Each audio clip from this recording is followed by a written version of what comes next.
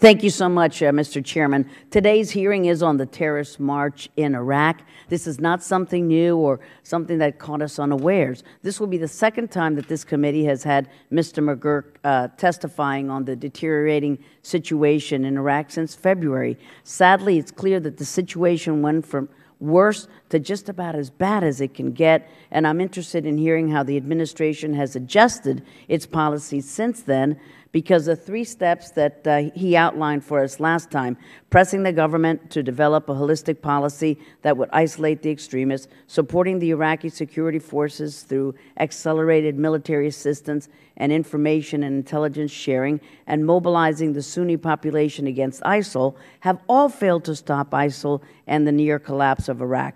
ISIL continues to advance its cause of an Islamic State that runs from Baghdad to Lebanon, and where Christians especially are being targeted, either fleeing, forced to convert, or be killed. We've been woefully inadequate in our response to this crisis.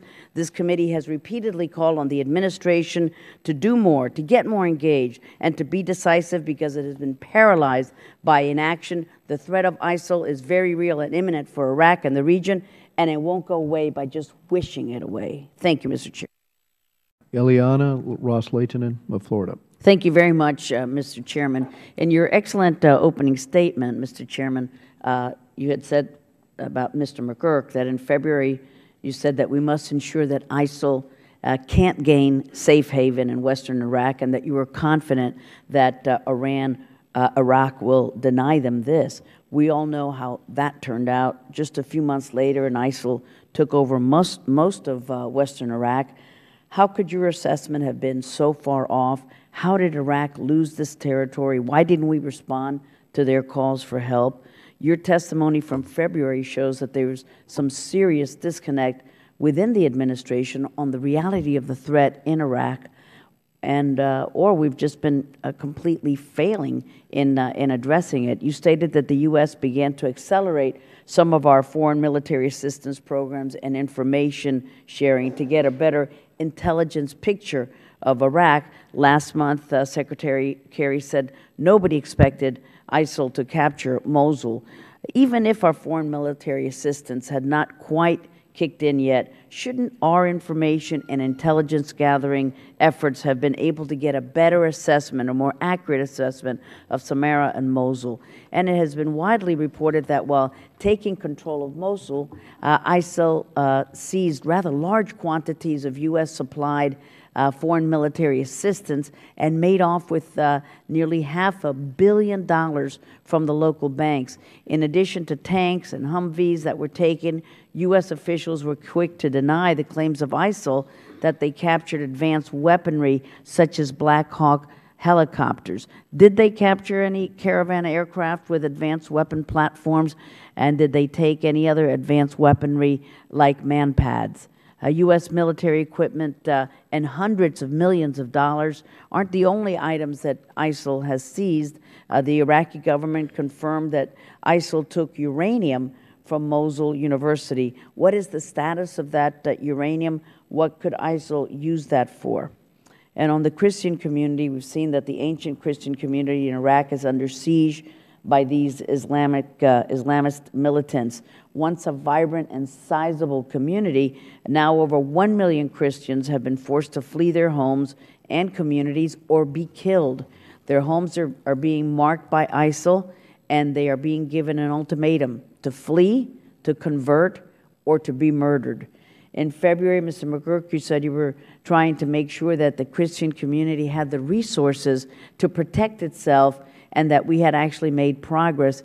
It's clear that we haven't made any progress. We cannot protect them. So what are we doing now to help protect the few remaining Christians as their religious sites and artifacts? And as Ranking Member Engel had pointed out, are we on any level, directly or indirectly, coordinating with Iran on our or Syria over our Iraq policy or ISIL?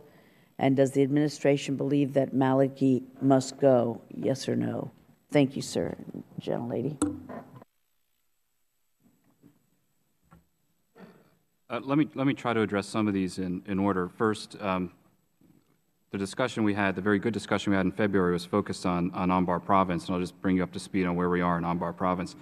At the time, Fallujah was in control of ISIL. Fallujah is still in control of ISIL. I made clear then that our advice to the Iraqis was not to move into Fallujah. It was to set a cordon, and that cordon remains in place, although it is fairly loose. Second, we wanted them to hold the provincial capital of Ramadi. So far, they are still holding the provincial capital of Ramadi. What has changed significantly in Anbar is a very sophisticated attack that happened late last month on Al-Qaim, the strategic border crossing in Anbar, which again proves that ISIL is really an army. It's a militarily capable force. It was a multiple-day assault. To your written testimony, ISIL also generates $12 million a month through illicit business in Mosul. That's a lot of money for terrorists. Quite an economic engine. They're a self-sustaining organization, and what we had seen in Mosul for some time was a bit of a modus vivendi in which they were in control of the city at night, but they were not openly in control, and that is why the assault into Mosul last month did catch everybody off guard. We saw some indications of it coming. As I said, we had sources on the ground who told us about 3 days before that they were seeing indications of it coming. But we did not envision the assault nor the collapse of the security forces up there. I will say I've had a number of conversations with the Iraqis. I'm out of time. I apologize. I threw a lot of questions at you so that you could give me some written responses. Thank you, Mr. Chairman. I apologize. I'm out of time.